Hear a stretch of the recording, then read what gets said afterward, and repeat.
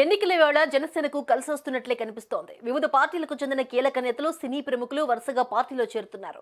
ఇప్పటికే కొందరు జనసేన కండువా కప్పుకోగా మరికొందరు చేరికకు ముహూర్తం ఖరారైంది. ఇటీవల వైసీపీకి రాజీనామా చేసిన నేతలు, అలాగే రాజకీయాలు వద్దని ఇంటికే పరిమితమైన నేతలంతా జనసేనలో యాక్టివ్ అవుతూ ఉన్నారు. మచిలీపట్నం ఎంపీ బాలశౌరి, కొంతకాలంగా రాజకీయాలకు దూరంగా ఉన్న మాజీ మంత్రులు ముద్రగడ పద్మనాభం, కొనతాల రామకృష్ణ వంటి సీనియర్ నేతలంతా జనసేన బాట పట్టారు. అలాగే ఎమ్మెల్సీ వంశీకృష్ణ యాదవ్ లాంటి నేతలు సైతం జనసేన జెండాకే జైకొట్టారు.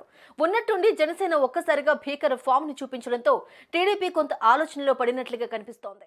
గుండె జబ్బులు, షుగర్, ఫెర్టిలిటీతో బాధపడుతున్నారా? RNC super speciality hospital, Chintal, Qutbullapur. నేను కూడా ప్రత్యేక పరిస్థితుల్లో వాళ్ళు 2 సీట్లు అనౌన్స్ చేశారు కాబట్టి నేను కూడా 2 సీట్లు అనౌన్స్ చేస్తున్నాను ఈ రోజున. పరిస్థితులు అలాంటివి. సో నాకు కూడా ఒత్తిడి ఉంటుంది. అప్పుడు చంద్రబాబు గారికి కూడా ఒత్తిడి ఉంటుంది, నాకు కూడా ఒత్తిడి ఉంటుంది. కాబట్టి ఆ ఒత్తిడిని నేను కూడా తట్టుకోవడానికి రిపబ్లిక్ డే రోజున నాకు ఆర్ అక్షరం బాగుందనిపించింది. రిపబ్లిక్ డే RRR లాగా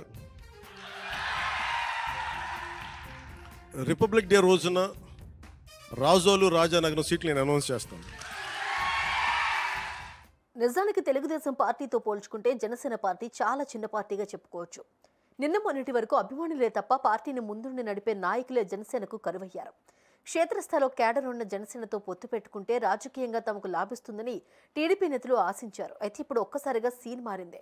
టీడీపీతో పొత్తు వల్ల జనసేనకు రాజకీయంగా అత్యధిక ప్రయోజనం కలుగుతోంది.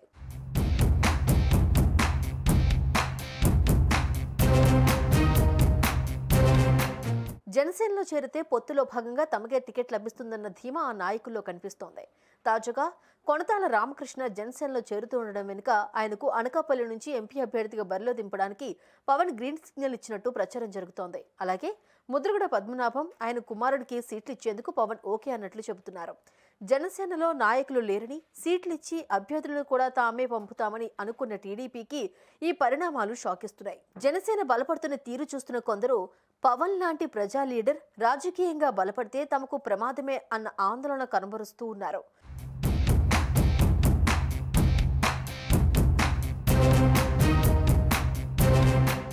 బుధవారం సినీ నటుడు 30 ఇయర్స్ పృథ్వీ తన ఫ్యామిలీతో కలిసి పవన్ సమక్షంలో జనసేనలో చేరారు.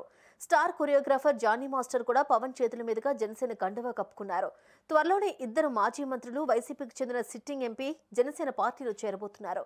ఈ నెల 27న మాజీ మంత్రి, మాజీ ఎంపీ కొనతాల రామకృష్ణ, 30న మాజీ మంత్రి, మాజీ ఎంపీ, కాపు ఉద్యమ నేత ముద్రగడ పద్మనాభం, ఫిబ్రవరి 2న వల్లభనేని బాలశౌరి జనసేనలో చేరబోతున్నారు. వీరందరి చేరికతో జనసేన బలం పెరుగుతుందని విశ్లేషకులు భావిస్తున్నారు. నిజానికి పార్టీ పెట్టి 10 ఏళ్లైనా కీలక నేతల్ని పవన్ తన పార్టీలో చేర్చుకోలేదు. ఈ అంశంపై పవన్ పెద్దగా దృష్టి సారించలేదు. లేకుంటే పార్టీ పరిస్థితి మరోలా ఉండేదని రాజకీయ విశ్లేషకులు భావిస్తున్నారు.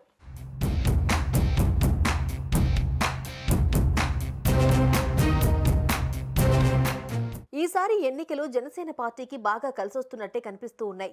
వచ్చే ఎన్నికలకు సంబంధించి గాజు గ్లాసు గుర్తును కేటాయిస్తూ కేంద్ర ఎన్నికల సంఘం నిర్ణయం తీసుకోవడమే కాదు, ఇందుకు సంబంధించిన ఉత్తర్వులను కూడా జారీ చేసింది. ఈ ఉత్తర్వులు ఈమెయిల్ ద్వారా జనసేన పార్టీ కార్యాలయానికి చేరాయని ఆ పార్టీ ట్విట్టర్ ద్వారా తెలిపింది. వచ్చే లోక్సభ ఎన్నికల్లో జనసేన పార్టీ అభ్యర్థులకు గాజు గ్లాసు గుర్తును కేటాయించాలని ఆంధ్రప్రదేశ్ ఎన్నికల సంఘానికి కేంద్ర ఎన్నికల సంఘం ఆదేశాలిచ్చింది. ఇది కూడా జనసేన పార్టీలో కొత్త ఉత్సాహాన్ని తెస్తోంది. మరోపక్క ఈ పరిణామాలు టీడీపీలో ఆందోళనకు కారణమవుతూ ఉన్నాయి.